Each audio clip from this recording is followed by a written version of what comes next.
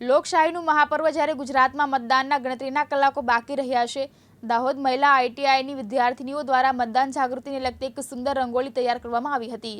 દાહોદ જિલ્લા સેવા સદન અને મહિલા આઈટીઆઈની જનજાતિની વિદ્યાર્થીનીઓ દ્વારા મતદાનની પૂર્વ તૈયારીઓ ચાલી રહી છે। ત્યારે દાહોદ જિલ્લા સેવા સદનના મુખ્ય દ્વાર ખાતે આજે નેશનલ ફેસ્ટિવલ ઇલેક્શન 2024 અને વન વોટ વન વેલ્યુના નામથી થીમ ઉપર એક સરસ રંગોળી બનાવવામાં આવી હતી। રંગોળી બનાવવા માટે 17 આઈટીઆઈની વિદ્યાર્થીનીઓએ તેમના 3 શિક્ષિકાના માર્ગદર્શન હેઠળ રંગોળી બનાવી હતી અને મતદાન અવશ્ય કરવું તેના માટેના સિમ્બોલ સાથે આ રંગોળી બનાવવામાં આવી હતી।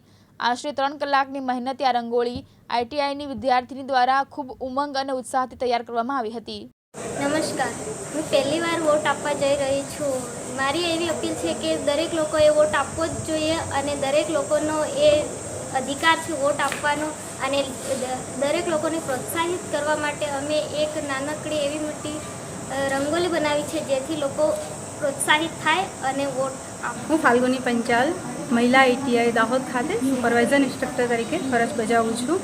આજ રોજ અહીંયા જિલ્લા સેવા સદન ખાતે મતદાન જાગૃતિ અભિયાન અંતર્ગત એક રંગોળીનું આયોજન કરેલ છે, જે ખાસ કરીને મતદાન માટે જાગૃતિ થાય અને મતદારો જાગૃત બને એના માટે આ એક આયોજન કરેલ છે, જે બદલ જિલ્લા સેવા સદનનો પણ ખૂબ ખૂબ આભાર અને તમામ તાલીમાર્થીઓએ જે મને સહયોગ આપેલ છે એમનો પણ ખૂબ ખૂબ આભાર। નમસ્કાર। નિહલ શાહ, દિવ્યાંગ ન્યૂઝ, દાહોદ।